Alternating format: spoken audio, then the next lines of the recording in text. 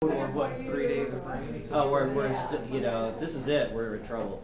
Okay, folks, we're about to begin. This is the February 18th. testing. All right, this is the meeting of the City of Ojai Arts Commission, Thursday, February the 18th, 2016. And we will start off as soon as Mr. McCleary returns with a roll call. The roll call, please, Steve.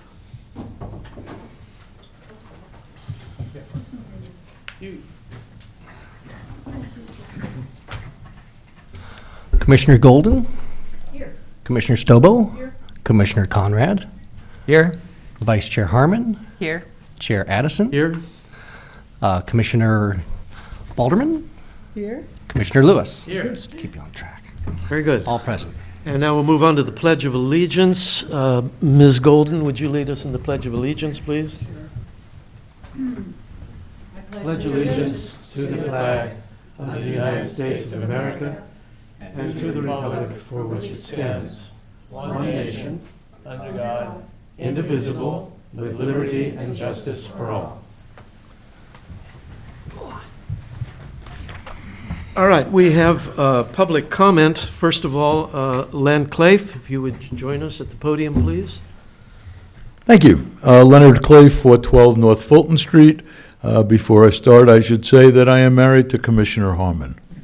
So, I am here to pitch some projects, some events that are coming up at the Ojai Art Center, which, for those of you who have not been there, is at 113 South Montgomery Street.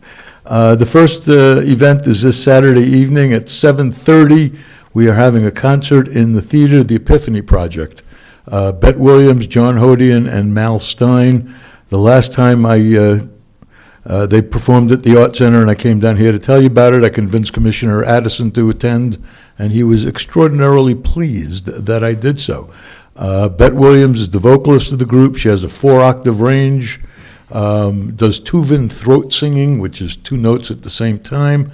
Her husband, John Hodian, is an incredibly gifted composer.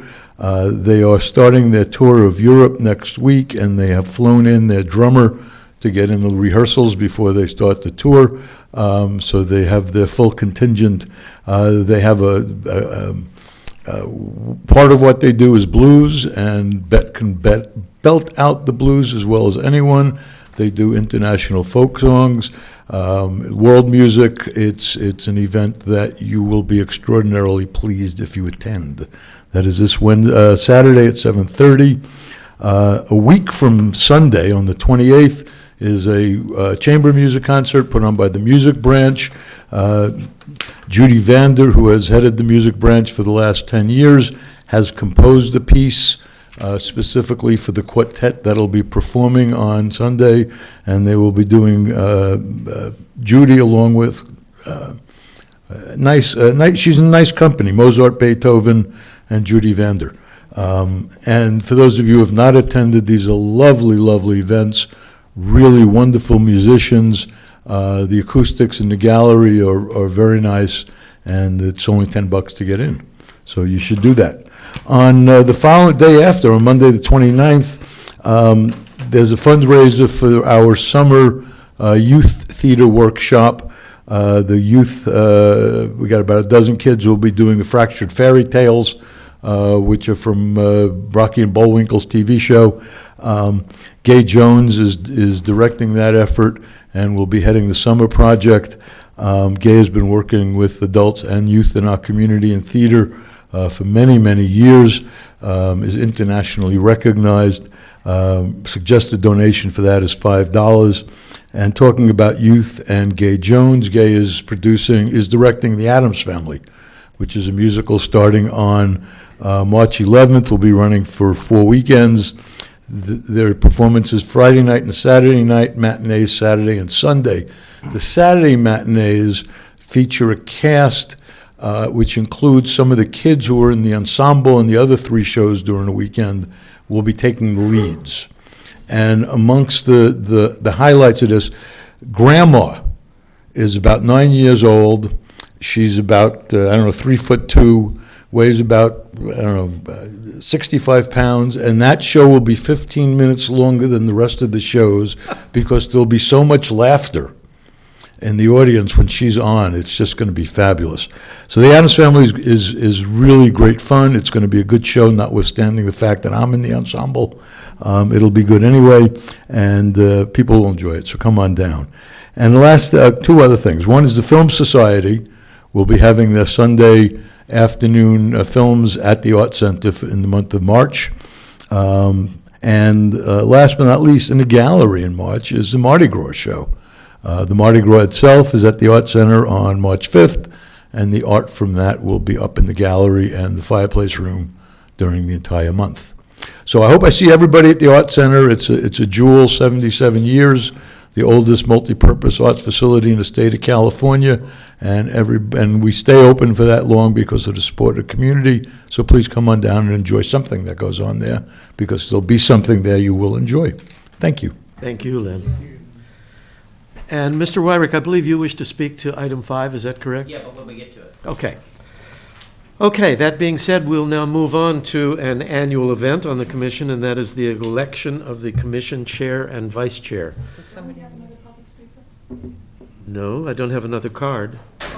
Do you wish to speak to the council? You know, I'm here mostly to observe. Maybe I'll introduce myself afterward if you want, but nothing at the moment. Well, this is the time for public comment. If you wish to speak to us, this would be the appropriate time. I guess I can, yeah, so, If you'd introduce yourself with yeah, name so, and address. yeah, well, I'm Ron Solorsino. I'm the new city librarian for the Ojai Valley region. And so, yeah, I've been there for about 6 months up at the library, which is 111 East Ojai Avenue.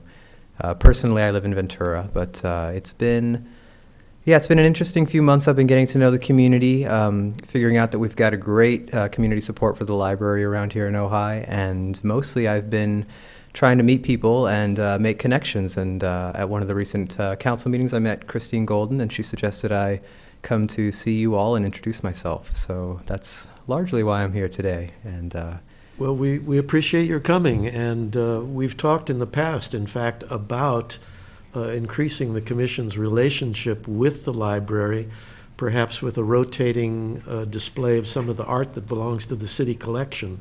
yeah, we would So love that. Yeah, We absolutely. will make a point of getting together with you now that you're here in the community. Welcome. Excellent. Excellent. Thank you. Thanks. May I suggest that you give a card to our chair, Michael Edison? Got plenty of cards. Okay. All right, well, now we'll move on to the election of the commission chair and vice chair. This is an annual event. Term of office is 1 year, and the floor is open for nominations for these two positions. Let's start with nominations for the vice chair. Bobby? I nominate Linda Harmon. That is one nomination. Any other nominations for vice chair? We can have Mark Lewis. Mark Lewis? Declines. Okay. Do we need to second any of these? I don't know Is if it does a necessary? nomination need a second? I'm not sure that it does. Well, I don't remember my Robert's Rules of Order. the method that has been used in the past is normally we'll take nominations, and then you can take a motion in a second to close the nominating period. Some people find that a little too bulky, or you could simply just take motions from the floor, and then obviously, if you get a majority vote, you have your elected officer. All right, well, we'll simplify it. We'll take nominations, and then we'll take a motion to elect those, to close the nominations, and then we'll go from there. Are there any other nominations for vice chair? All right, nominations for chair. And I'll nominate Michael Edison. Any other? Thank you. I accept. Any other It's nominations? like she said, thank you, I accept you. Yes. I didn't All right. think about that. Are there any further nominations for these two offices? There being none, I will close the nominations, and we will now, I will accept a motion to elect those nominated. I move that we elect those nominated. Is there a second? There's a second. Any further discussion? Second. Oh, wait. Yes, I have discussion. Okay. I just want to say that I think that Michael has done an incredible job as chair, and I'm really, really happy he's willing to do it again. Thank you. Thank you. It's a form of madness that I enjoy. Okay, all in favor of electing the two nominees to the offices? Aye. Aye. Opposed? Unanimous election. We should be honored and flattered, I think, and we are. Now we will carry on to the approval of the minutes. Are there any comments or emendations to be made about the minutes for the meeting of January the 13th? Hearing none, I'll accept a motion to approve the minutes. I so move. Motion, is there a second? And second, all in favor? Aye. Opposed? Minutes are approved. All right, now we can move to the meat of the meeting, and we have some significant things to talk about today. I would urge us to be brief in our comments and see if we can plow through all of this. The first item is item 5, which, as you have read on your minutes, relates to a request and a recommendation that a waiver be allowed for the solar project at the athletic club on 409 Fox Street. There are a lot of complex issues involved in this, and I want to start off by thanking Christine for having dug deeply into all of the issues that are at play, and also to Councilman Wyrick, who has been a resource for Christine and is helping us work our way through this. So that being said, Christine, I'd like to turn it over to you to expeditiously take us through this. I don't know if expeditious is my middle name, but I'll do my best. If everyone could take a look at, in your packet, you have some supporting materials, and I think it'd be the easiest way to go about this would be to have everybody turn to the section that starts 6.1, 6.2, 6.3. And we can pretty much skip 6.1 and 6.2, which is just repeating the ordinance language, and go to page 6.3. And on page 6.3, I'm going to have you go to the second paragraph below the item that is number 3 in parentheses. So that paragraph begins, "in regards to this project." So give everybody a chance to find that. The paragraph that begins, "in regards to this project." Got it. Everybody has that? Okay, so I'm going to read that for the record and for the public. It says, "In regards to this project, the applicant is requesting that all aspects of the project be exempt, including the carports, which are not green elements. Attachment B shows that the art fee was calculated on just the carports and did not include the solar panels or the microturbine. I point that out, and the amount is given there, $6,445. I point that out to bring to your attention that this motion is asking us to approve an amount that was, the Public Art Committee at least believes, was calculated improperly. If we turn to ordinance language, it very clearly states that there is a code, or I don't know what exactly, if it's a code, but there's a formula that is used, it's put out by the state of California, on which the calculation for the public amount, for the public art amount, is calculated using this particular formula. But in this case, the Community Development Department calculated it on the assumption that the Arts Commission would grant a waiver of strict compliance with the ordinance the way it is written, and would excuse all elements of the project that were green. In this case, the solar panels and the turbines, which could be another $100,000 worth of money that would have been calculated for this amount. So eventually I'm going to make a motion to the effect that we send this back to the Community Development Department in order to get the correct figure. The ordinance very clearly states that the figure cannot be based on anything other than this California code. It's a private trade group. A private trade group. It's in the ordinance, unless the Arts Commission recommends a different calculation be used. And of course, that didn't happen. In fact, this went straight to City Council without knowledge of the Public Art Committee or any of us. So we are kind of doing a back track on this project. We didn't know about it. It came up.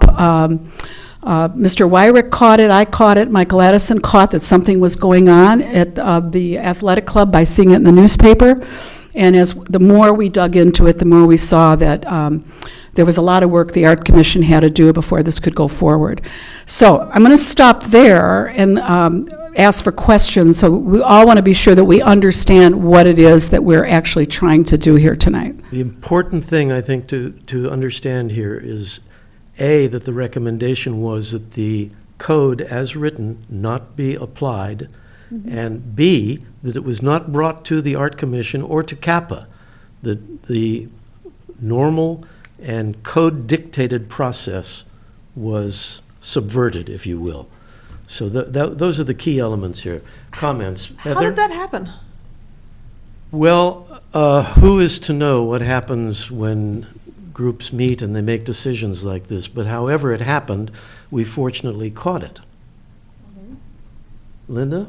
Well, when at the face of it, I kind of understand what they're saying, what the city is saying, because it is a benefit to the community to have a green. My concern would be if that we exclude something because, we think it's a green, what's next? I mean, do we Exactly. exclude it because it's a triple pane window, so it cuts, energy costs? Do we, it's kind of a scary road to go down. It is the camel's nose under the tent. And they will be getting reaping a savings by putting these in, and it will also increase the value of their property. Right. So those are all issues Exactly. to look Very at when good. you're thinking about, Yeah. excluding it. But I do Let me understand. clarify I for think- you, I think Linda, they were that the doing city kind- is not recommending this. Let me clarify. This came from the Community Development Department as a recommendation to the city. They did not act on it. Mr. Wyrick caught that this had not gone to the commission, and the entire city council unanimously voted to send it back here. At that point in time, I didn't understand, Michael didn't understand, and I dare say that the city council members did not understand, I know Mr. Wyrick didn't, that included in this motion was a lesser amount for depositing. So was really two things wrapped into one. It was asking us, which is sort of a no-brainer, to allow OVAC to put money in the public art fund in lieu of doing a piece of public art. But wrapped into it was this lower figure, this lower amount. So we don't know what the amount would be if it had been figured according to the way the code is currently written. And that's, like I said, when all your questions are answered, the motion from me will be that we table it until we have the correct information. And there's a third part to this, but I don't want to complicate it until we're done with this first part. Mark? Mark? Well, I just wanted to agree with Vice Chair Harmon. I think, I'm sure everyone here is in favor of green in general and even specifically to encourage solar use, but we're the Arts Commission. I mean, first of all, I'm not sure it's a city thing. All the other exceptions which are in the code pertain to things the city has prioritized to one degree or another, affordable housing, there's exceptions. I don't know that the city even provides a property tax break for solar. In other words, it's not the city's specific business to reduce energy consumption, although it's a goal I think we all would agree with. It is the city's business, as it is taken on, among other things, to pay for and extract a certain amount of money for public art. So I agree that it's not really appropriate. The city council can choose to do that, but certainly for us, I wouldn't think that. Also, I'm sure this kind of project does not happen unless it's worthwhile financially to the people that do it. They don't need further encouragement of this sort, I would think. So that's my thought. Okay, other comments? Councilmember Wyrick, do you wish to comment at this time, or Well, not to the exclusion of later comments? Yeah, I was but- just going to comment on 5F real quick. I'm here as liaison, not really entering into the deliberations, but yeah, I just think it's useful to read the code, and that the Arts Commission, by the code, does have some authority to review valuations, and it's your choice. Okay. All right, Christine, you want to propose the motion then? Yes, I do. And the motion would be to table let's take it from the front here. To table the request for the public art waiver for 409 Fox Street until we have a reevaluation using the language that is currently in the ordinance. Is there a second for the motion? Can I ask a question before? If we table it, is there a chance that things are going to move forward without our approval, or will that kind of slow the process down? Well, I think before we can discuss, we have to have a second, and then I can answer that. Is that correct? Yes. I'm just trying to do the Roberts correctly. I'll on do a this. second. Okay, second. Yeah, a second, Go ahead. okay. So now you're, okay. The project has moved forward. This was of some surprise because the idea that was floating around was that they would not move forward until we approve this. But they have been allowed to move forward under the Phase 1 permit. And I'll speak for myself. I'm okay with that. I don't think, as the chair of the Public Arts Committee, I ever want to be in a position to stop a developer from moving forward. Having said that, I also, as chair of the Public Arts Committee, don't want to be in the position of not having paid attention to what could very well weaken the public art code forever. And take it down to its knees, because if we go ahead and allow this, it sets precedent, which means now any project, and I kind of think they're all going to have some green component, won't qualify because they won't make the $300,000 threshold. That's one. And two, if they do qualify, there'll be less money coming for public art because that portion, the green portion, will be subtracted out. So I think it would be, again, I'm speaking for myself, dangerous for us to allow this to go forward in terms of the health of the public art ordinance. Any other comments on the motion? I Linda? have Yeah. a question. Oh, Go ahead. wouldn't we be better off in saying, depending on if we all agree or not, that we feel that they should come back, that they should definitely come back with a fee that takes that into account, and approve a waiver based on that? I mean, or is that? Yes, and I don't know if that's a second motion, because at the point, because you're exactly right. We need the correct amount of money, and then we have a discussion on whether or not we want to approve waiving a project, a public art project, versus whatever that amount of money is being deposited into the public art fund.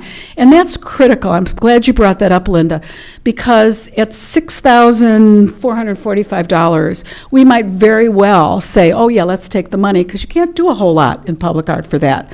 But if it's another couple $1,000s, we might say, you know, that's a prime spot to have public art, the athletic club, and we really want to see some art there. So I don't think it's a automatic decision that that the project would be waived. No, And certainly the not. recommendation is going to city council, so we can't really recommend to city council because these two things were folded in together. Roger? Yes, thank you. I found that this was really badly handled. We were sort of cut out of the whole process in that we were presented with, well, we'll take the green part out and this is what you have. And I think that we should be making that decision, that we would like to take the green part out of that, and also with the Kappa organization. So I think it really is not a collegiate interaction here to actually work together. It's kind of like telling us this is the money that you have, and that's what they're wanting us to make a decision on, and to have to make a decision without knowing what the whole project is. And I actually stopped by there to understand it better, and it's virtually almost done. There's a few places that aren't.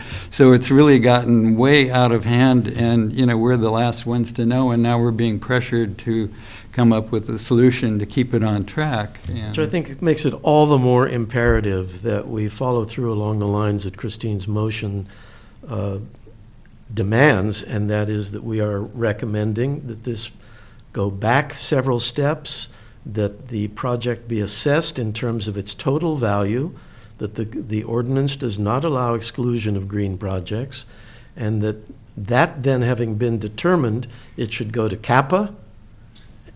No? No, I don't think so. CAPA really functions really for one purpose, and that is to meet and approve whatever a developer has submitted for public art. And really, that is my understanding of its. Right, and my Steve, is that, am I Of got course. right on that? Is that correct? I'd have to double check the code off the top of my head, but I think I'm trying to think of other requests, and I don't think we've taken those to CAPA. I think Yeah. they've just No, come we to the haven't. full All right, commission. fine. Yeah. Then it Thank you. then Of course, it the- would come back directly to us. Yeah, and any CAPA recommendation has to come to Arts Commission. Yes, it comes to So it would back almost here. seem to be, Yeah. So this falls on us. When city council, at the meeting where you were there, Michael, and I was there, where we actually caught that there was a project and that there was a motion in front of city council, or an action item in front of city council, asking them to approve this. And, you know, I had about 48 hours to try to figure out how to stop the train. And again, I don't mean to keep referring over here to Mr. Wyrick, but he was a tremendous help, because he had already caught it and had been in contact with City Hall saying, has this gone to the Arts Commission? Right. Has this gone? So he knew that something was out of Thank you. order. So this is the good news. It's not the bad news. I think that we don't want to spend time like with whatever. We caught it. This is great, and we'll move forward. And I think we can move forward in a really positive, productive way. And we learned something. But I think Heather's question about how it happened, so it doesn't happen again, is a valid one. Who did approve this? You said it wasn't the city? Community Development Department put the recommendation together. That's the city, no? the It community is. It's the city, but not city council. Oh, no, Right. no. Yeah, but the right. So, okay. yes, the Community Development In Department. If any you look at your event, I materials. think that if we take the action that I think we're moving towards, that will make it very clear and will set a precedent that, no, this is not the way the business can be Right. conducted. And maybe this is an okay time, I was going to do it later, but I'll do it now, to say that as a result of this, I was asked to meet with Rob Clark, and I did, and I asked Mr. Wyrick to be there because I knew he understood this in a way that even I don't understand it. And Steve and Rob and I met. And I'm very heartened as a result of that meeting, because Rob Clark is very interested in sitting down with the Public Art Committee and figuring out how we can strengthen lines of communication between ourselves and the Community Development Department. And really, the Planning Commission comes into this too, because this is all, it just all stacks up. And I think that sometimes when there's a problem like this, it's not such a bad thing, because you come up with great solutions to make it work well in the future. And I think that's what's going to happen here. Okay, any further discussion on the motion? All in favor? Aye. Opposed? Motion is approved. Okay, can you read the motion back, Steve, so that when I get into this next part, I don't, I normally don't write them down in detail Oh, because I don't okay. take the minutes, so I just take a note on it, so. Okay. I'd have to go All back right. to the tape, So I'm sorry. I assume it was a good one. We clearly understand what the purpose of the motion is that the Arts Commission would like to send it back and have it reevaluated and recalculated. Right. All right, It's good. quite clear to staff what the request is. okay. So that's part one. Okay. Now there's part two, and that is that along with, and again, I'm gonna send you back to page 6.3, and I'm gonna ask you this time to look at the first paragraph. And this is the part of this whole procedure that probably made my heart stop the most of any. So if you look back where it says staff has reviewed, and I'm gonna go through that real briefly. So again, the people in the audience will know what it is we're talking about. Staff has reviewed the exceptions. Now, exceptions means exceptions that are already present in the current public art ordinance. There are exceptions, such as public housing and different elements like that. And does not find that there currently exists a method to exempt this project. So they knew immediately that they couldn't exempt the project. As such, if the city council desires to establish an exempt for, quote, green projects, staff, and again, this is Community Development Department, would recommend that the city council give direction to staff to bring back municipal code amendment to the exempt section, adding to the list of exemptions any solar element or installation of any mechanical device used solely for the generation of energy, microturbines or windmills.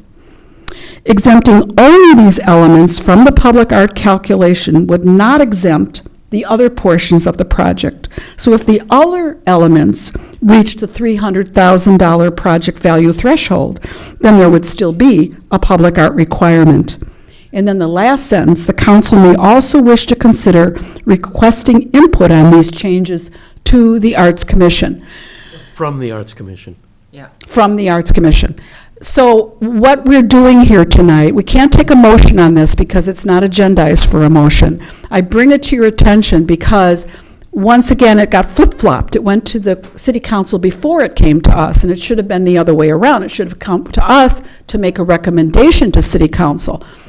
When we can do that, when we can have this as an action item, and I'm going to suggest that next month this would be an action item, that I hope, I can't call it, I'm only one vote, but I hope that we would come back with an exceptionally strong statement saying that we absolutely do not recommend that green elements are exempt from the public art ordinance. And again, it will weaken the ordinance. This is my opinion. It will weaken the ordinance.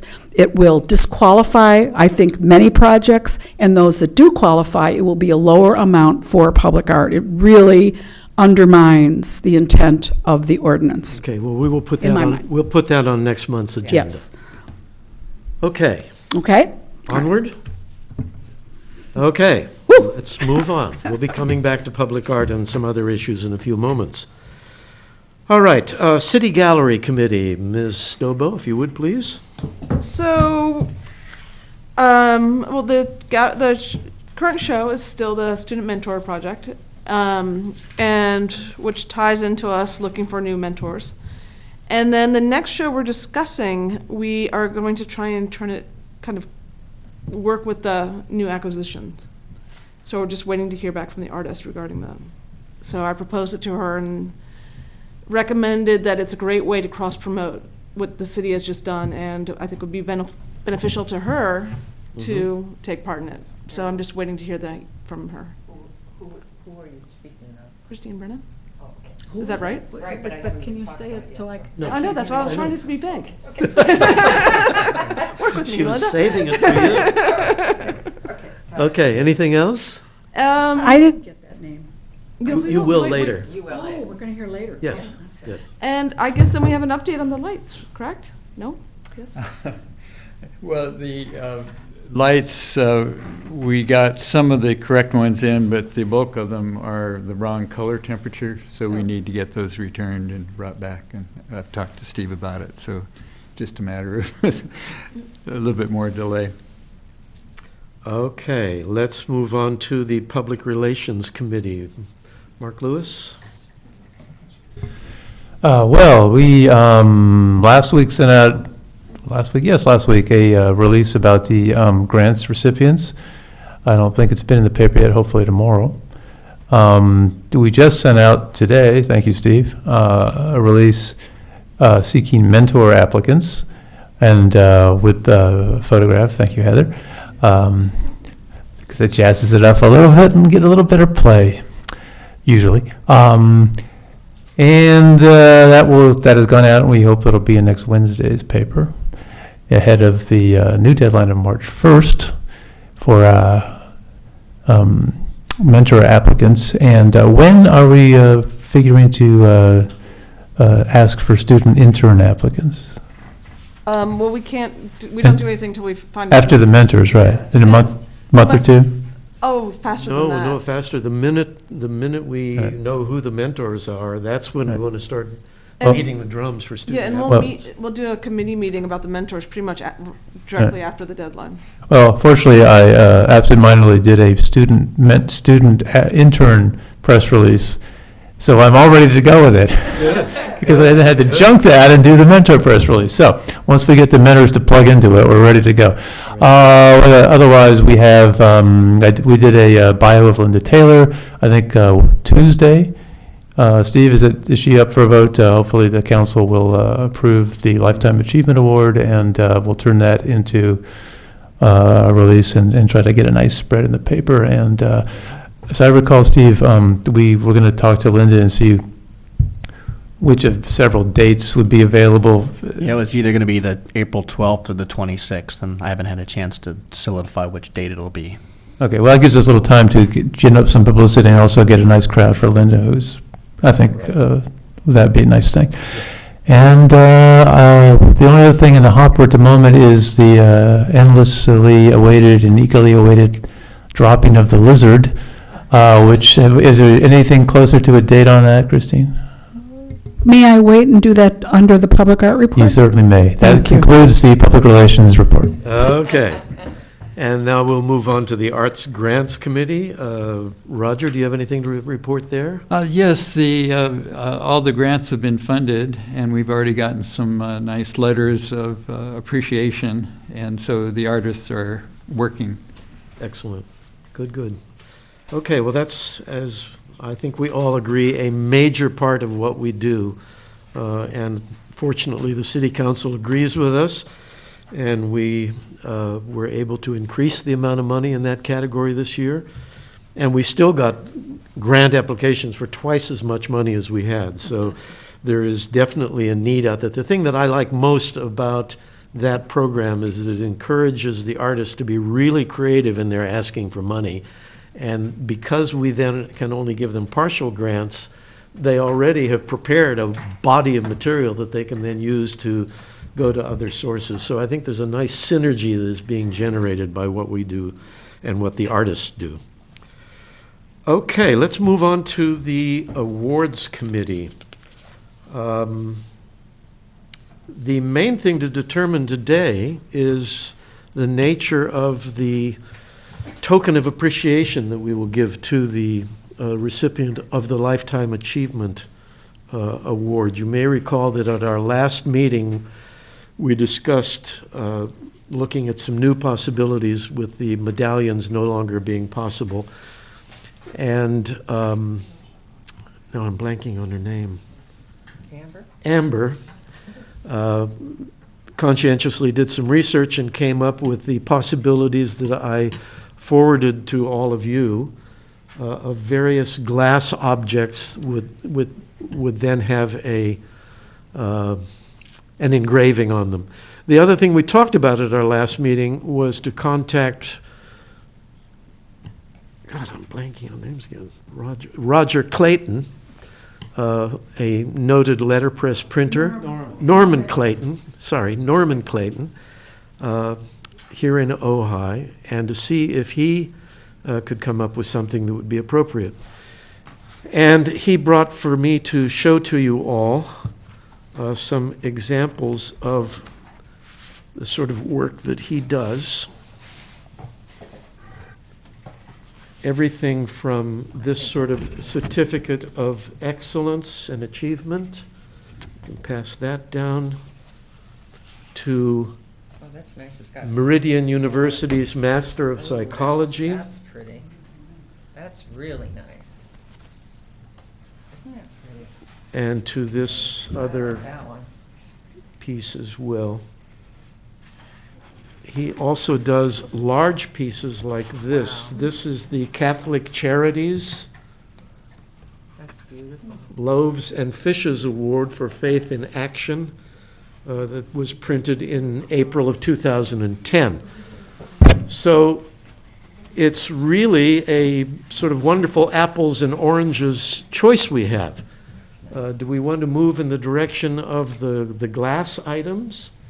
Or do we want to move in the direction of a letterpress printed piece that we would, I think, frame for presentation, but also provide the recipient with maybe 5 or 10 additional copies, because like most printed things, there's no great problem printing more, so that grandchildren and et cetera could have copies. Yes, Christine. In the past, we gave a framed something. Yes, That's why. right. I'm not clear about the medallions. You said that we can't do those anymore? Steve, you want to fill us in on that? I forget what the problem was. Well, part of it is being able to find somebody who can do the stamping. And then we've also had a very difficult time trying to find the bezels. to be able to fit them on there. So it's just been very problematic to be able to make it work the last few years. And the real issue is trying to find somebody who can do the stamping on that. I think my one thought is that basically it's a Lifetime Achievement Award, and we had kind of had this particular item that we gave to people, and I saw it as kind of a tradition. So I was kind of reluctant to see that just go away, but if it's physically not possible. Well, I gather that it's, if not impossible, damn difficult. Is that right? Is, oh God, what is, she used to do the cartoons for the paper. Colleen. Yeah, she's not available, because, wasn't she the one who did it? Right, she's Then not she's not available doing it anymore. anymore, Correct, yeah. right. Darn. An Personally, Aswell Trophy won't do it? Amber had worked on this, and Did she had checked around to try to find a place, and if Okay. I recall, she couldn't find anything. That's how we ended up trying to go this route. Yeah, because we used to use Aswell Trophy. Yeah. Well, I'm relying on Amber's good offices. I know that she Right, put a lot she's of time great. into researching this, and she came up with those glass objects. Linda, you had a comment? yeah, it's nice of her to come up with those. I personally prefer the hand-done, because it's a piece of artwork and it's specific to Ojai, rather than something that's kind of mass-produced from another person. I'd rather do a local artist and do this one. And I think he's got beautiful work, and I love that one that's very simple. That one's just beautiful. It's, But then who would do the kind of logo? I would think he would. He would do all of it. He would photograph the, in high resolution, the seal, and then imprint that. With a watermark like that, embossed Yeah. correctly. Yeah, it would be embossed and would have that quality, and would be on heavy-duty archival paper, et cetera, et cetera. I like the idea. I agree with Linda. It's nice to have it done by another local artist. Well, that appeals to me. But the other I must question say. is, though, are we going to be putting ourselves in the situation where we're dependent on him to carry? Will he have a plate that we can? Well, he'll make a plate, I would imagine, for the body of it, given that that wouldn't change, and then it would just be the person's name that would be added in every year, unless we decide to have the body of information relate specifically to the individual each year. But again, in letterpress printing, given the equipment that he uses, that is not a problem, because it's all done, instead of using actual lead type in the old sort of Gutenberg style, he works on the computer, and the computer image, including the text, is then transferred into a machine that creates a polymer plate. And then the polymer plate is put on the printing press, and then that is what actually creates the image on the paper. And it has exactly the same three-dimensionality and tactile feel that it would have if it was lead type. Is it less expensive on subsequent years because the plate, the first year, has been already created? I would imagine it would be, yeah. So we'd probably pay more this year to create the artwork, and then I think so, yeah. This would be the first year, and then there'd be savings in the subsequent years. Any further comments? Do I have a motion for us to make a decision? I move that we go with the letterpress print, and you approach Mr. Clayton about doing the work for us. Second. Okay, moved and seconded that I will approach Norman Clayton and work with him on this. And I think the next step, and this could be done quite quickly, would be to get a cost estimate from him and compare that to what we budgeted in the past for this, and make sure that it falls within the province of what's possible for us. And I think it would be important to include the cost in subsequent years, Yeah. because it might be really high now, but then really lower later. Yes. And that could influence. All right, all in favor of the motion? Aye. Opposed? All right, done. We will move on in that case. We will return to the Public Art Committee. Lizard. And please jump in, Mark and Bobby, at any point here. Bobby and Mark and I went and visited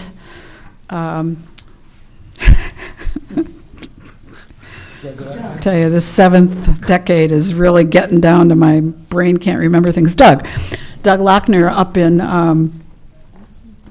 up on Saddle Mountain, and it was wonderful. It was Roger. Huh? It was Roger, you and I. What did I say, Mark? Oh, I'm sorry, Roger, Bobby and I can't even name the people sitting next to me. It's beyond, I think, what you can imagine to actually see this lizard which would take up a lot of this room if you saw it, like from that door all the way to the podium. It is just enormous. And then to see that, and you know, Doug talked us through everything that he was doing. It had on its back 2 very large rings with posts, so that which he'd already done, he could put chains through those openings and test it to see when it lifted that it wouldn't crack. And so it had already gone through a test. It now weighs, by the way, 5 tons, not 4 tons. And it's just something so organic and delightful about it, even without the pennies on it. It's wonderful. And then we also got to see the ladybug, which is a little smaller than the lizard. But I think Bobby's passing around some of the photographs. Roger is, not Mark. So we saw that, and we also saw the development of the archway and what's going on with that. Doug assured us that this is going to be done by the end of this month. Now, he's dealing with a foreign country here because, as you know, there is a large, round, stainless steel ball that is part of the archway, as well as smaller stainless steel balls which form the eyes of the lizard, and then, again, the ladybug and the antenna on the ladybug as well. And we're waiting for that to come in. Will it happen in the next couple of weeks? I hope so, because I'm just so excited to see this happen. And so what I really want to do tonight is to beg for help from the Public Relations Committee on working with me to make sure, because I don't think we're going to get much notice, that when this is going to happen, when the crane, which costs $1,000 an hour, comes to Ojai, and this thing is lifted up, they have to close off the post office, they have to close down the park, they're going to fly it over the trees, those 2 trees that are over the parking lot at the Ojai post office, they're going to fly this thing over and put it into place. So we're not going to get a whole lot of notice, I have a feeling. It's here, get ready. But it would be wonderful if we could have the paper and photographers, and it was also mentioned at our last meeting, wouldn't it be great if we could get TV coverage? So I'm looking at the Public Relations Committee to please help me work on this, because... Oh, do you have any, when you say not much time, a day or 2, or? I don't think there's any way of knowing how it's going to play out. It really, really depends on Doug and Greg Grant at Public Works having in the front of their mind, I've got to let the Arts Commission know. You know, it's so easy to forget, there's that group that wants to know that this is going on. So as soon as I know, Doug has been really good about sending updates and emails. So as soon as I know, I can let you guys know. Well, yeah, then we'll jump on it and try to do our best to get the word out. Okay, moving on. No, wait, there's more. Yes, sorry. I do want to clarify something that Doug made a point of. No crowds. That's what I was going to say. Yeah. That this is not, this press release or having the press there is not so that we get people to that particular event when there's too much liability involved. He doesn't want a lot of other people there. Yeah, So it'll be that- roped off, yeah, it'll be yeah. closed off. So that would mean that they're really there so that there will be an article after the fact, after it's been installed. So I just We wanna won't make do a sure. release beforehand, we won't have time to do it anyway, but we Yeah. won't even try. We'll just try to Yeah. get people Yeah, but We'll we don't. call, have- we'll yeah. use the telephone and email and not. Yeah, this is to memorialize it after the fact, not to encourage people to come. That good point to make also for the public listening, that we really will shoo them away. Because there's a danger component in this as well. And we're not going to let the public know when it's going to happen. We'll know. Sorry. The other, see, I feel rushed now, so I'm losing my train of thought. That's what happens. All right, I'll come back to that. All right, the next thing is the letter to City Council. I know what it was, the ribbon cutting. It came back. We also want to start planning a ribbon cutting, which I think happens after, not going to happen when it's dropped, but it would happen subsequently to that. And I'm trying to think if there's some event that happens in March or April or May that we could have it happen at that time, if the rest of you think that that might be a good idea. Or do you want to have it just be the ribbon cutting for this and not as part of another event? There's art in the park. When's that? That's June. Oh, That's June. Memorial It's Day. May, March, April. It's going to be a couple months down. Well, that would be an appropriate time to do it. Art in the Park? Sure.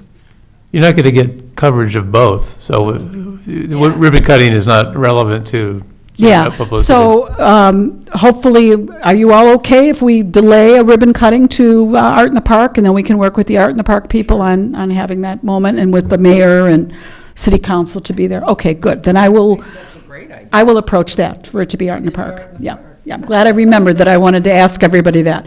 Okay, two, the letter that I wrote and directed to the mayor and to city council is on hold as a result of the meeting that I had with Mr. Clark yesterday and Mr. Wyrick yesterday. I want to revise it. I want to work on it a little bit more. So I would just like to put that aside for this meeting. And of course, Michael will see that letter and will make a determination whether it can go on its own, because it will contain things that you're all familiar with.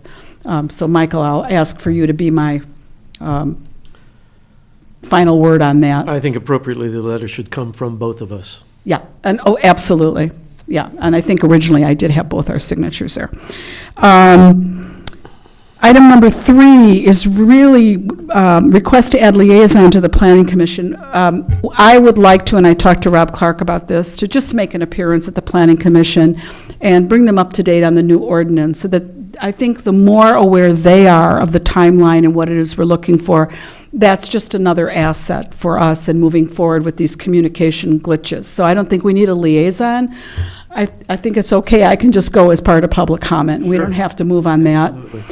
And the next item, I am going to ask for help, as it is appropriate, from Mr. Wyrick. And this is the request to add alternates for the committee to approve public art. Let me give you a little background.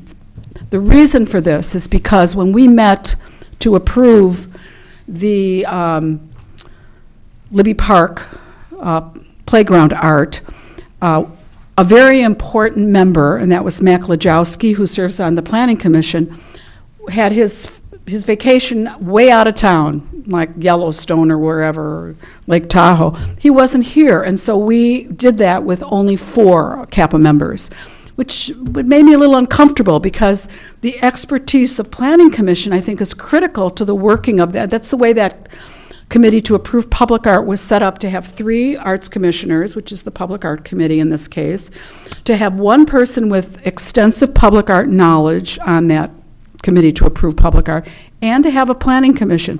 So my thought was, no brainer, we'll just have, it has to be approved by the Planning Commission, they can approve an alternate, has to be approved by the Arts Commission, we can approve an alternate. So if Mimi, who is in Los Angeles, as much as she is in Ojai, can't make it, we would not be holding up a developer. Or, on the other hand, we would not have that expert that we really need on that committee. So that became a little embroiled, and at this point, can you fill in where we are on this? Yeah, the definition in the code I read, and we had a discussion of it in our meeting. I then had a subsequent discussion last night, This is Thursday, isn't it? Yes, last night at the Planning Commission, when the city attorney was there for the historic approval of the DRP for the hospital, by the way. So it is absolutely accurate to say that the way it's written is only one person can be named to the Committee for Public Art of the five, only one person at a time. There's no provision for alternates. But looking at it another way, there's no definition for the term. There's no length of term. Oh, okay. It just says a term. They're appointed. So the term is undefined. So while you can have only one person at a time named to the committee, that person doesn't necessarily, there's no 1 year, 1 month, 5 days. You can see where I'm going with this. So I asked the city attorney two things. One, could the Arts Commission simply, if it knows the schedule of people, say, all right, you're, and it knows far enough in advance, then you agendize and you name a person for this term, and when they're not going to be out of town, then you name another person, all right? And I said, well, that's still awkward because you have to notice the meeting. So I said, what about the next step, Mr. Summers?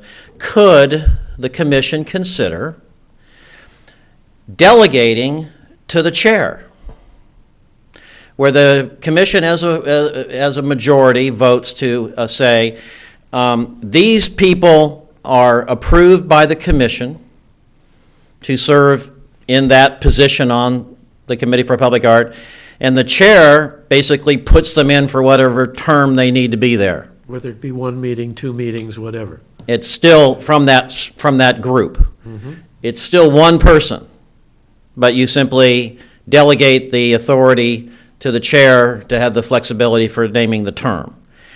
He offered to put this in writing, and so it could be implemented. He thought the idea was worthy of consideration, and you can't act on it tonight, but you could maybe request a direction from the attorney as to how to specifically word such a thing. So that's where we left it in the verbal discussion last night. Okay. As a very good. workaround, as opposed to changing the code, because the code's absolutely clear and accurate, only one person at a time. But it takes, 3 months to change the code? Maybe. That's probably ambitious with everything we have on their plate. Yeah. So the city attorney knows about this. I'm going to, if I could copy you. Please. And perhaps we can get something going along those lines for your next meeting for Thank you. consideration. I'd appreciate that very much, because that would be an elegant way to handle it. Elegant. We'd essentially create a panel of possible people. Or a pool, Mimi and right. several others. Yeah. And a bench, yes. And Bench. And the commission approves it approve the panel. and delegates the authority for you to say, You this will could be do the it. Okay. term of this person and Right. the term of this person. Right. So, Excellent. Well, thank you very So- much. Oh, Much I appreciated. have one question. Comment? So the term, you're saying term, but it could be a period of time, or it could be. it'd have to be a set time. Oh, it can't be a per project thing? It has to be No, per because time. you might have overlapping projects. Uh-huh. Then you're at 2, Gotcha, okay. okay? Right. There's no overlapping. Christine Has to be time. is already, asked me that very question. Okay. And the problem is one. Okay. Only one person can be, it's very specific, only one person at a time, Member. for each of the Okay. 5 positions. Okay. So by project, you could overlap, then no problem. Okay. So can we ask to have this agendized as an action item at our next meeting? Yeah. And then, Michael, you and I can get together and bandy around the names that we'll bring back Yeah. for approval? For approval of Okay, the. I'm so excited about for the this, because bench. I do not, the last thing I think that, well, I know,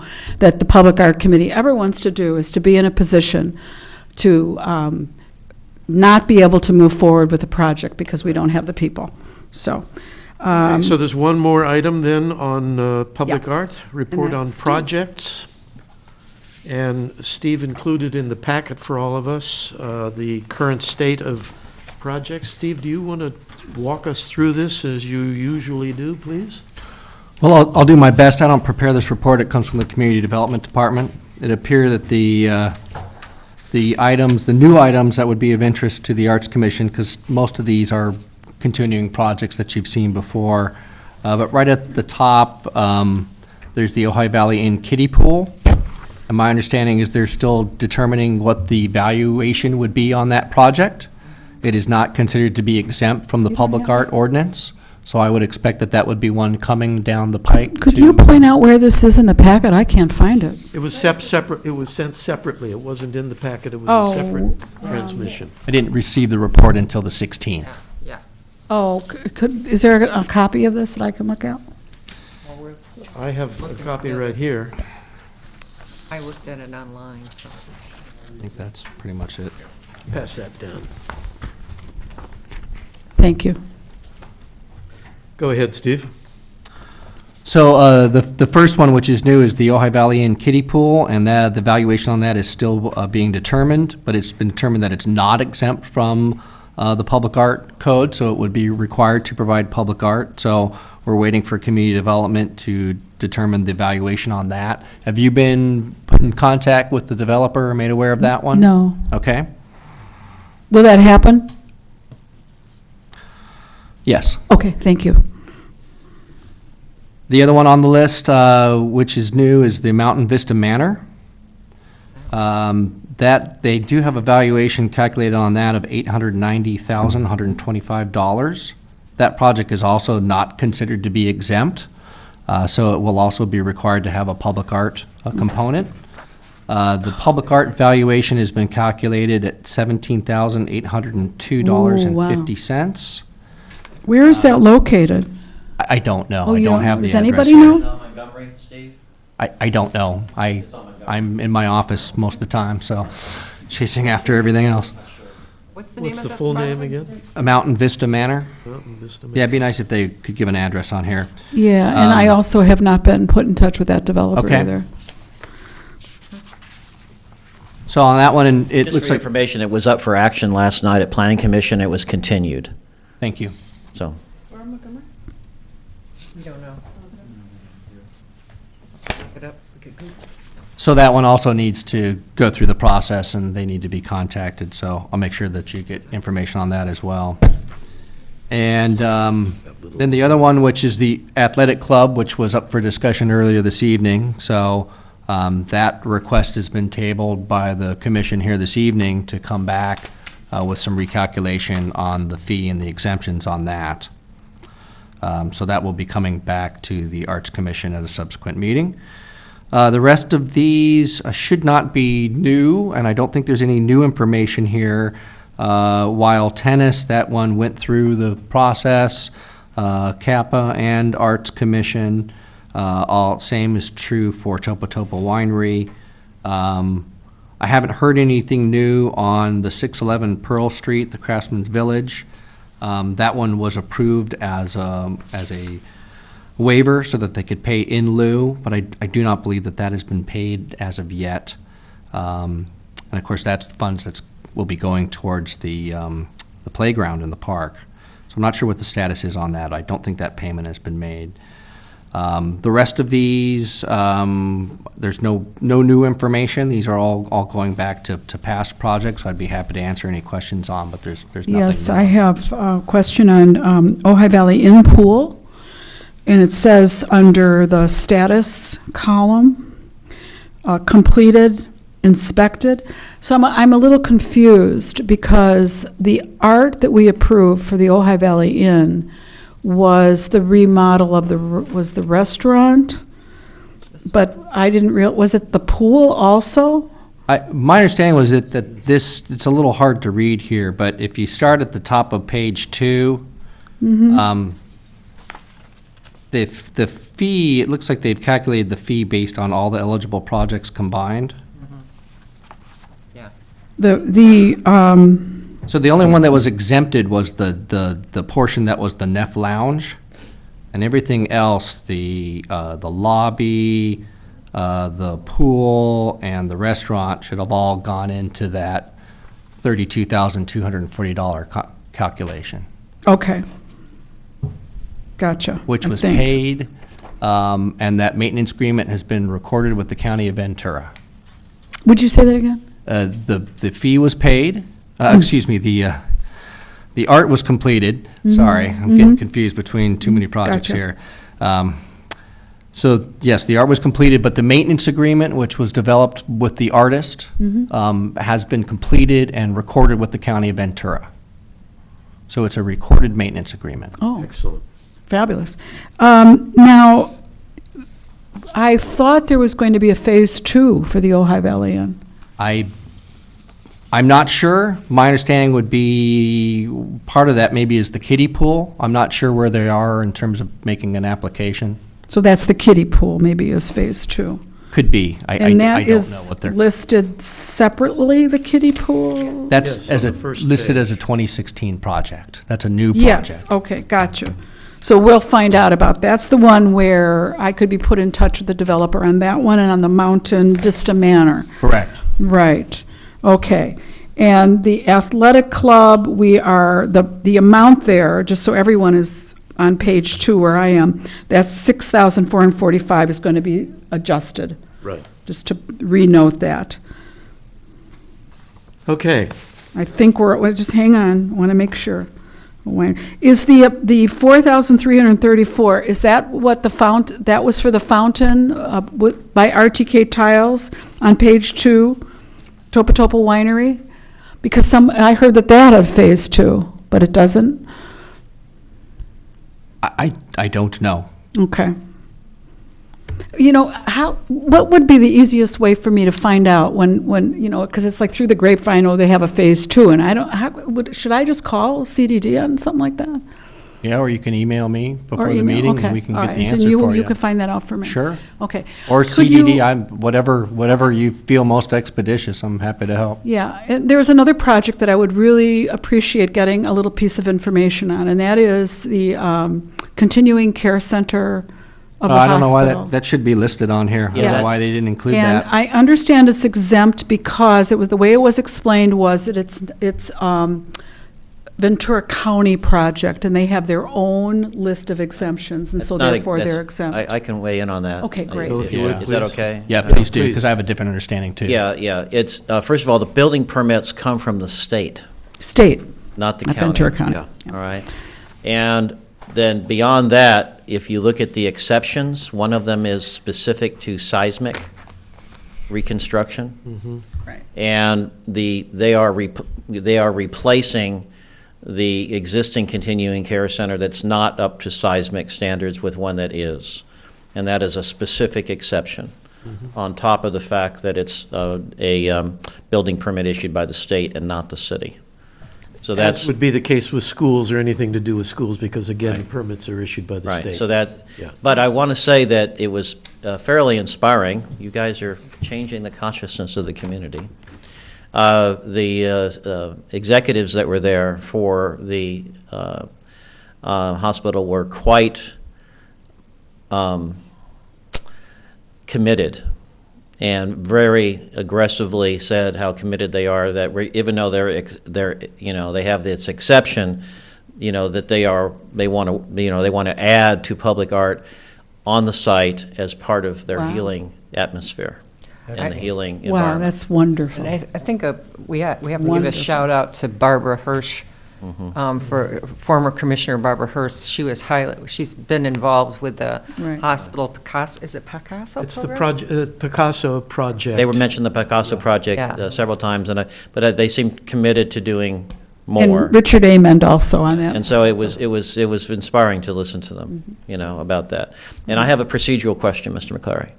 On the, another issue that was continued at the Planning Commission last night was the Cottages of the Flowers, the airspace condominiums.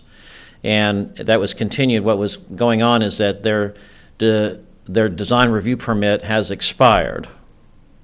But there's a provision in the code that allows the Planning Commission, for good cause, to consider extension retroactively of a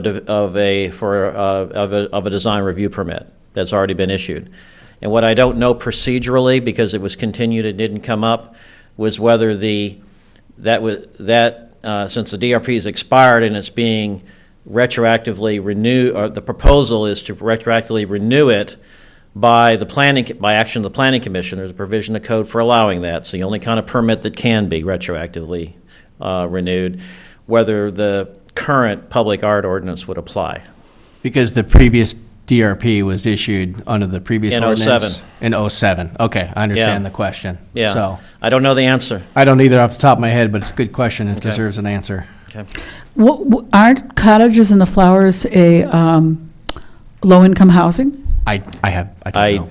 I don't No, think they're so, and I think it's more than No? 5 units, or, Oh, so it might qualify, or it would I just don't know the answer to it. Oh. Yeah. What are they doing to little We're gonna colleges have and me flowers? busy. They're going to put new units up. Oh, yeah, this is quite a history here. In '07, they have a tentative track map, a design review permit, grading permit. They have a new track map that was finalized, and then they've been working on various things, and now they're looking at renewing the DRP, but they're described as airspace condominiums. What does that mean? Yeah, what does that mean? The technical term it was in the report. The technical aspect is basically you own the air around a certain definition of walls, and then beyond that, it's owned in common. Okay? So, for example, your typical condominium at Mammoth Lakes would be an airspace condominium, probably. You don't own the land outside the walls, but you own the air inside the walls. Gotcha. And this is unrelated to the Mallory Court thing right next door, which has been hanging around for so many years. Right. All right. And so I don't have many more details than that, but I know it was continued and it is up for retroactive extension, which is allowed by code only for DRPs, and I just don't know how it kicks in, the modification that's been made to the public art ordinance So since Steve, 07. I think this falls within your bailiwick to find out this Yeah. information for us. Okay, thank you. And thank you, Bill. That's very Yeah, helpful. that you've been so helpful. And I also want to add one last thing, which is, in a very minor way, an answer to what Heather had asked earlier, which is why has all this happened, all this kind of out of order stuff. But if you look at this, you will see that in 2014, there was no projects that came before us. And in 2013, there were 2. But if you look at 2015, since the new ordinance came into being, and then and just count them up, this staff has been overwhelmed with development all of a sudden. And I think that has a lot to do with why some of this has slipped through the No cracks. And I question. just want to It's say that. The negative impact of Yeah. the economy growing Yeah. It's the good news. And the staff not. and the staff not And staff growing. time. Yes, right. All right, we're going to move on. We still have some important things to discuss. We'll move on to art acquisitions. Linda Harmon, you have a report for us, I believe? Yes, I do. Mark and Bobby and I went and visited Christine Brennan. She's been a local artist here for many, many years. She's a member of OSA. And we have made arrangements to purchase. Her work does not have titles, so I sent out the email. I don't know how many people have seen them. I didn't- Yeah, You've seen it. so we'll push it this way. Okay. This is not a very good rendering, but we felt that this one was a good representation of her work. It's a little larger. We had a hard time picking one, but we picked this one, and I'm very happy to report she gave us a good deal on it. She's covered the tax and everything for us, so we'd like to take this up for acquisition. Excellent. I think it's a wonderful choice. I've loved her work since I first saw it. It has a sort of a spooky whimsy about it. It does. And her use of color I just find mysterious and wonderful. So is that a motion then, Ms. Harmon, Yes. that this be the acquisition for this year? Is I there a moved it. second by Mark Lewis? Discussion. Yay. All in favor? Aye. Bravo. Yay. Well, that gets added to the city collection. Yes. And that just stretches it that much further. And the Excuse- museum does not have a Chris Brennan, so that's Okay, one of the well, reasons. we'll be talking about the museum in a moment or two, so Chair Addison, go forward. this. Yes. I may have missed it. Was there a dollar amount in that motion? Oh, no, I'm No, sorry. there wasn't. The Okay. total with the tax was 3,000. So it's, That's including tax. yes. Okay, and are the makers and everybody in support of that? Makers of the motion and everybody in support of that? Absolutely. Okay. And should I give you the invoice? I did email it. Did you get it? No. Okay.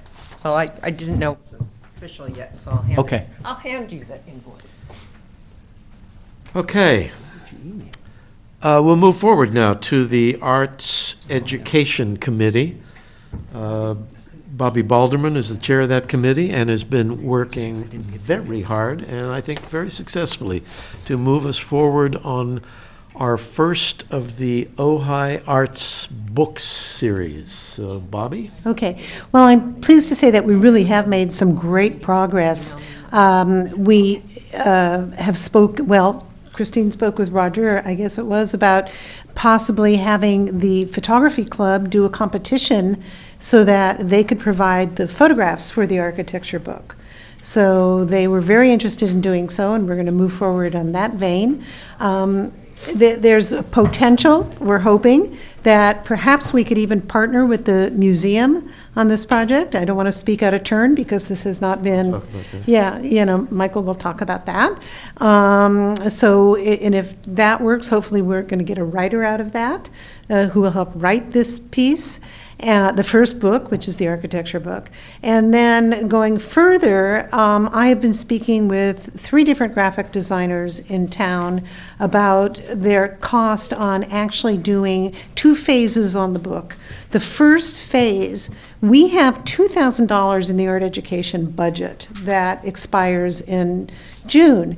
And it was my thinking that perhaps what we should do is have a phase 1 where actually we develop a prototype of what this book will look like. And that will include a cover, and then 4 pages inside, maybe 2 pages of introduction, 2 pages of an architect, just to show a dummy of what this would look like. And then we can print out a few prototypes, and then ultimately even have some sort of little soiree for potential donors and hand out samples of what our prototype would look like. And it would set the format for the book. And this format would be used for subsequent books also, with, of course, some tweaking so that they each have their own identity, but it's obvious that they are in a family. And so what I'm seeking tonight is approval that we use this $2,000 budget, judiciously, obviously, to hire one of the 3 designers to do the prototype phase, and within that same $2,000 budget would be the money to be able to print the prototypes. So the money would go for the design as well as the printing of the prototypes, and then whoever does this phase, we also have been getting prices from them for doing the finish work and putting together the actual book. So, And I think there's a presumption, too, that if we hire a person to do this prototype, that we would work intensively with them to develop the style that we want the book to represent, so that much of the cost of this prototype would then be lessened when we move to the book, because essentially the book would have been, the format would have been designed, and we can go forward from there. So this is, I think, an economical way both to achieve something that we can use for the sort of fundraising soirees that Bobby suggested, pitch parties, which we do all the time in the theater, where you bring the backers and you give them some moderate wine and some okay hors d'oeuvres, and you tell them to bring their checkbooks. And we'll try and do exactly the same thing with this and make this into a community project. At the same time that we've moved forward with both photography and printers, designers, I was tasked with speaking with people who might work with us in the implementation of the book, the writing of the book, the laying out, and so on and so forth. And I'm happy to say that I have 2 people very interested in working with us. We have not talked fees or anything like that, but I've made it very clear in conversations with both of them that what we would be offering them would be an honorarium, that we're not talking about it being a, full-bore professional fee for the work. We're hoping that these people would consider part of this to be a contribution. I think I can say in public, because they've both expressed an interest, that Norman Clayton is one, and the other is, actually, I'm sorry, I misspoke. Norman is one of the 3 designers that you've been speaking with. The 2 people that I've spoken with about essentially being the editor/writers of the book are Anka Colbert, whom you all know from the work that she does in the Ojai Quarterly and in the Arts Ojai piece that she has created. And the other is Wendy Barker, who is the director of the Ojai Museum. And I'm meeting with her on Monday to talk further with her about this, and she's very interested. Coincidentally to all of this, and I think it's because Mark had, as a member of the board of the museum, had proposed that there be a exhibition at the museum next year drawing on the photographs in the collection at UC Santa Barbara of Ojai architecture. So it might be possible that this could end up being a joint Ojai Museum, Ojai Arts Commission project that from the get-go would tie those 2 organizations together. I think it would give more weight, if you will, to the project. It would give it certainly much more visibility. And I think to have that sort of joint enterprise could prove to be very powerful. So that's where we are on that score, and I will update at our next meeting after I've spoken further both with Anka and with Wendy. Okay, and I just want to add one thing that to me was very encouraging. As you know, I was asked to do some research on how we can get some grants or do some fundraising, and that kind of went into a wall. And so when I did some number crunching on this, and I also did get printing quotes, just because I wanted to see where the numbers were going to all fall. And actually, looking at what the art costs are now, looking at what those printing costs are, we can do this in a way that actually, even if we share this with the museum, we can potentially net money off of this thing.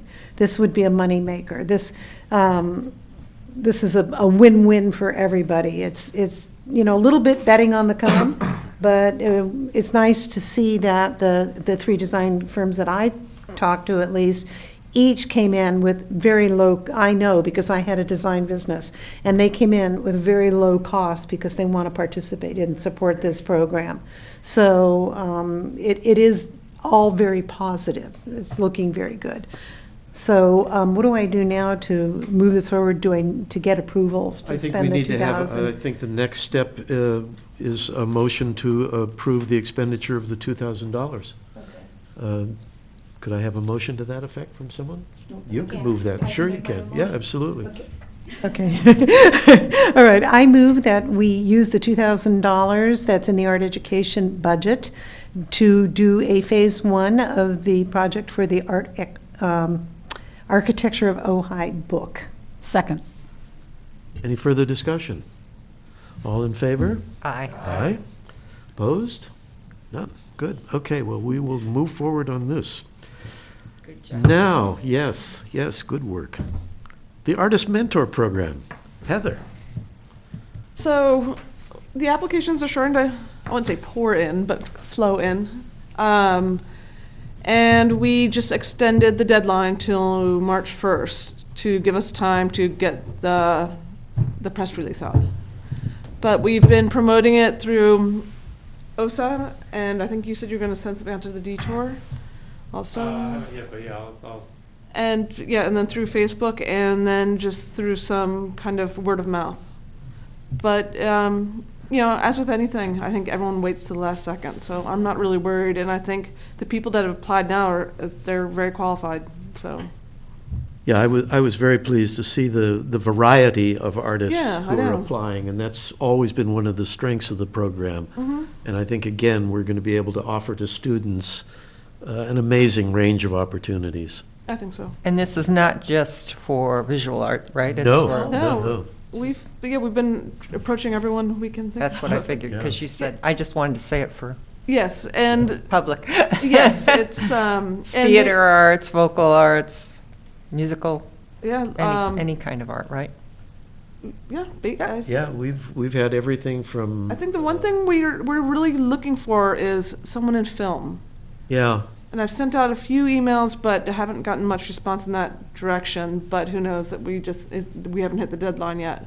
But if anyone's out there and interested in mentoring for film, I think that would be something we haven't touched on yet. and just to remind those in the viewing audience, this program engages 5 artists, each of whom receives a $750 honorarium at the completion of the summer project.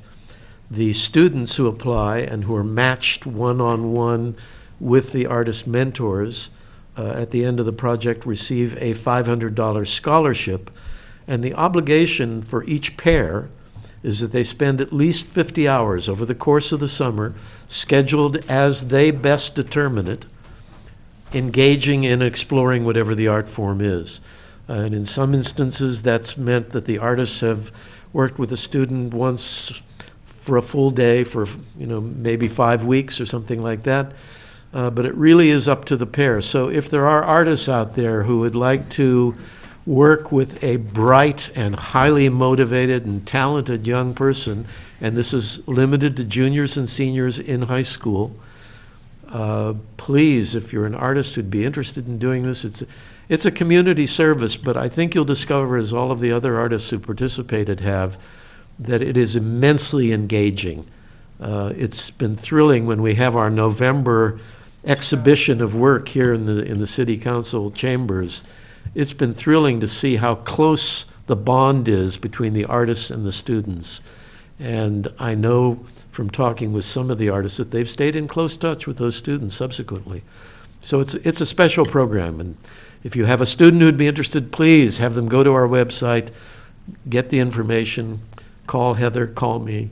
And similarly, any artists who are interested, please get in touch with us. Yeah, the application's on the website. If there's a button on the front page that will link to the online application. And we've worked really hard to make it a simple process. Yeah. And I'm sure everyone who sees it will agree. Okay, well, I think we have a budget report from Mr. McClary. So a few items of note.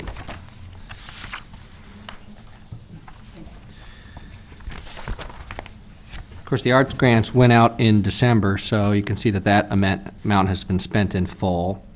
Just to note, so on the art acquisitions, we'll be spending $3,000 out of that, so you'll still have another $2,000 remaining this fiscal year. The artist student mentor, we paid, because we always pay part of that at the beginning and part of that, so it always looks weird because it gets split over a couple different fiscal years. So, but that $3,750 is the correct amount to pay forward, and then they get the rest of it in the next fiscal year. So it's always a two-step process. Invitational Gallery still has its full $1,500 amount. The awards, which we talked about tonight, has $500 in it, so we have funds there to be able to address the letterpress creation. Just had the motion to authorize the spending of the $2,000 in the Arts Ojai education, so that will be going towards the Phase 1 on the book there. And the Public Art Committee still has $1,000 remaining at its disposal, and I won't mention the copier postage. Okay. De minimis. So there you go. Happy to answer any questions. Any questions? Roger? Yeah, on the gallery thing, we had the 1,500, which we were going to use that for the installation of the track. And of course, the city did it, so I don't know. That was all previous fiscal year. Oh, so we have the full money to, Unless I'm misunderstanding, are we talking about the track that was already installed, or are we talking about doing more?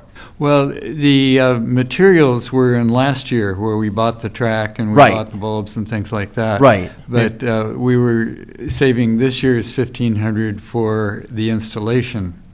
Oh. Well, the tracks are up. It was done by Public Works. Am I just not connecting here? Does Public Works charge us? No, sir. No. So they No. don't? So Yeah. we basically have that Yes, money quiet, available? quiet. Yeah, no, there's no charge to the Arts Commission for in-house labor. I don't charge you for my time either. It won't come out of your budget, so. Okay. All right, well, now I turn to you again, Steve, because staff there's some money liaison there. report, and this is a report on the Libby Bowl. So I want to keep the commission up to speed with what's happening with Libby Bowl. As you probably recall, back in November, the city council considered a proposal from Sterling Venue Ventures for an exclusive commercial contract for the Libby Bowl. And the council at that point didn't act on that and referred it back to an expanded Libby Bowl committee to talk about some of the concerns that were expressed and to try to build a little broader vision for the bowl going forward. That committee met several times. They've concluded their work, and so the city manager is bringing a report forward to the city council on February 23rd. In the report, he's asking the council to approve the recommended vision for the bowl and the implementing actions, and I'll detail those in a moment. Also directing the city manager to work with the original smaller Libby Bowl ad hoc committee to negotiate a possible agreement with Sterling Venue Ventures. So we'll see what kind of direction we get from council on Tuesday on that. And the third recommendation is to authorize Councilmember Haney to form a new committee to nurture community events and festivals to try to enhance and make it easier for those types of events to, and actually have more of those events in the bowl. I know Chair Addison has been involved in that. I think you were in kind of a preliminary planning meeting on that. Yeah, and- I was in the original committee as well, and then I was invited to the preliminary discussion meeting of that group with Councilmember Haney. And it's fortunately, in my view, a small group. I think there are only 5 of us, as I recall. And the discussion was very positive, and the thrust of it was, as Steve said, that committee would work to find ways to make it more attractive and accessible for local groups to make use of Libby Bowl. I don't know what direction this will take us as we work, but I think it's a very positive step because it means then that in a way the city is indeed committed to going forward in 2 directions simultaneously. One is to work with someone like Sterling to bring professional events of a great variety to the Libby Bowl in that expanded summer season of about 6 months. And at the same time, the committee now will be, the council will be committed to going forward to find ways to make it more possible for groups to emerge within the community, to come forward and say, we would like to have this event, or we'd like to start this series of events. And so the city will be working to make that possible. So I think it's a very nice check and balance that we're moving towards.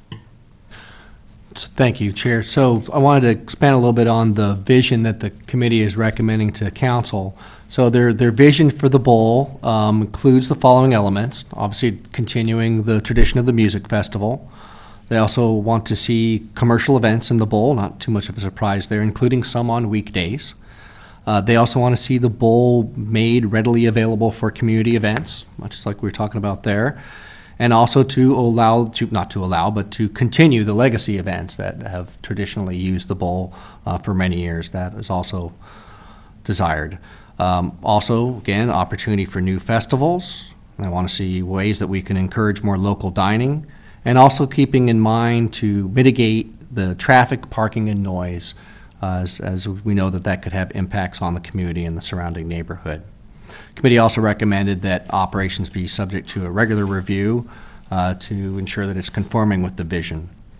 And then the committee also recommended specifically some implementing actions, including that some action be taken on a commercial contract to authorize some group to, the city, to negotiate a contract with Sterling Venue Ventures.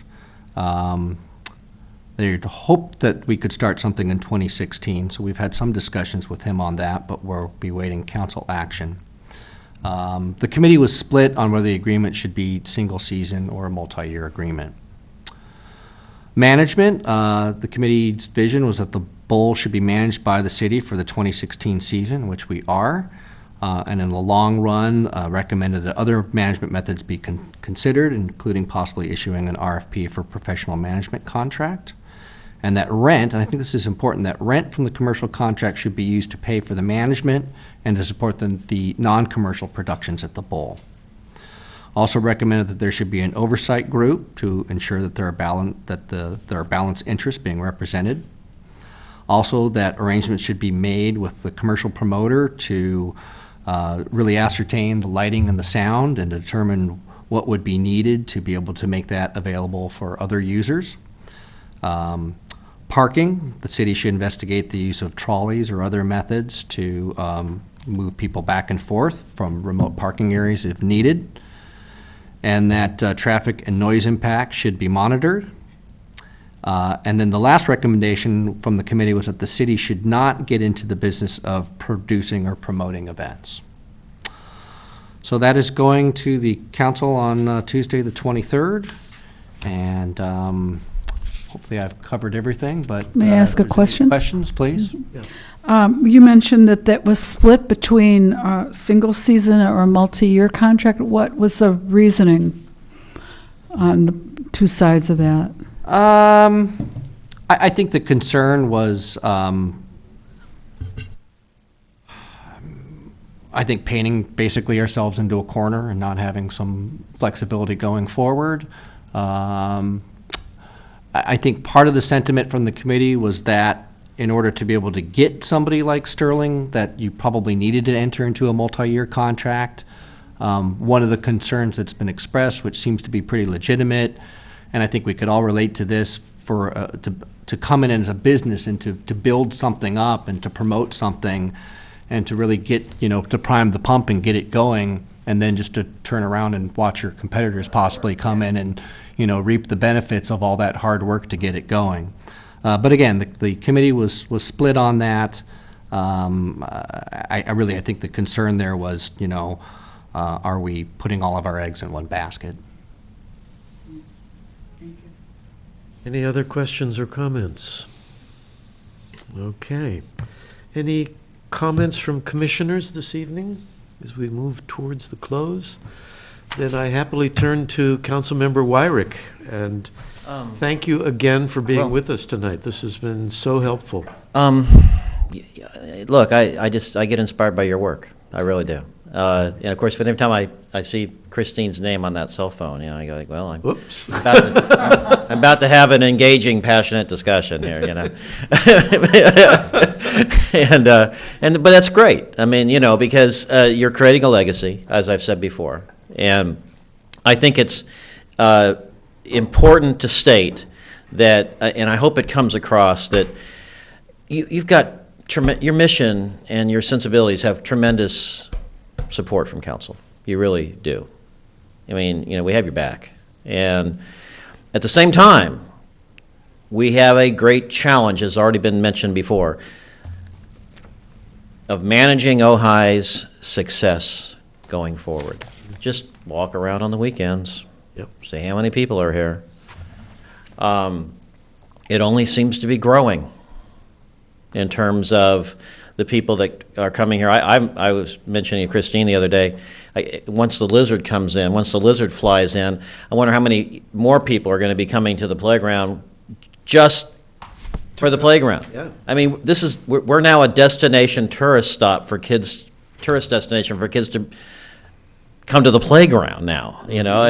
I'm serious. If you just walk around and talk to people, you go, yeah, I'm from Santa Paula, or I'm from Ventura, or I'm from Santa Barbara. I brought my kids here to play in this playground. I heard about it.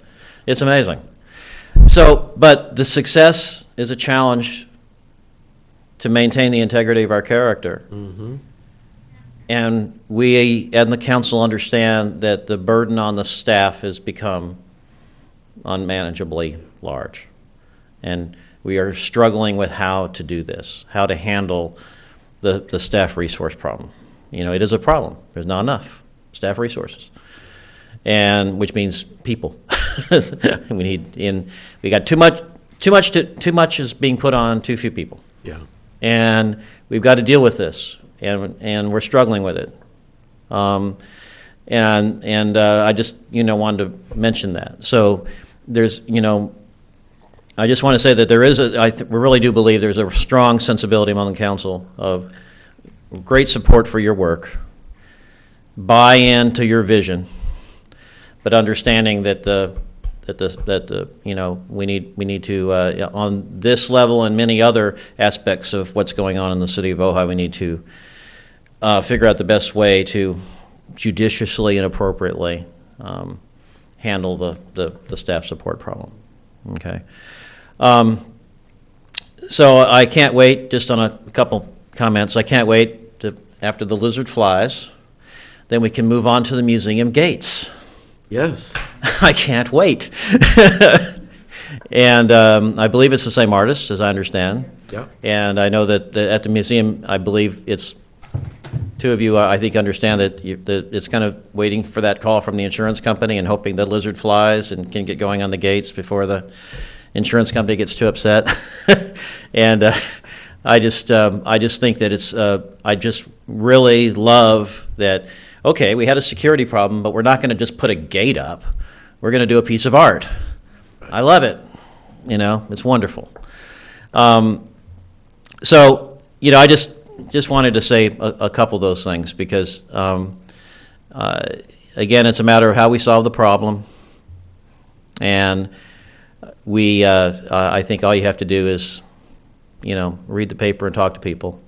And we have a great challenge in this city of protecting the integrity of Ojai's character as we attract more and more attention from, frankly, all over the world.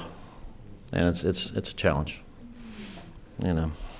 Well, I know I speak for the entire commission when I say we really appreciate the support we've had from the council. I mean, there's no doubt that we're all passionately committed to what we're doing. I mean, this has been our life, and we're in this wonderful situation now where we can implement things, and to have the council understand and appreciate both our passion and the vision we have and the projects that we want to move forward is immensely reassuring. I want to take note, too, of your remarks about staff. We have been blessed in the time I've been on the commission, having Steve McClary with us as our staff support. And I think we sometimes burden Steve more than we should, and I think we need to now address that as an issue as well. And so I'm going to be working with the commission over the next couple of weeks to see if we can find ways to smooth that out as well, so that Steve isn't called upon to do as much as he has been in the past. So we will work on that. That's a challenge that we need to meet as well. Any other comments or questions? Hearing none at 13 minutes after 8, we are adjourned. Thank you all very much. You want to do your gavel? Boom! There.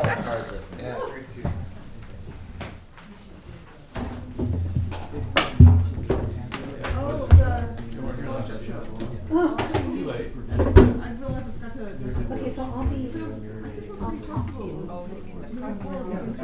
What'd you find out? Oh, the pictures. Yeah. Yeah.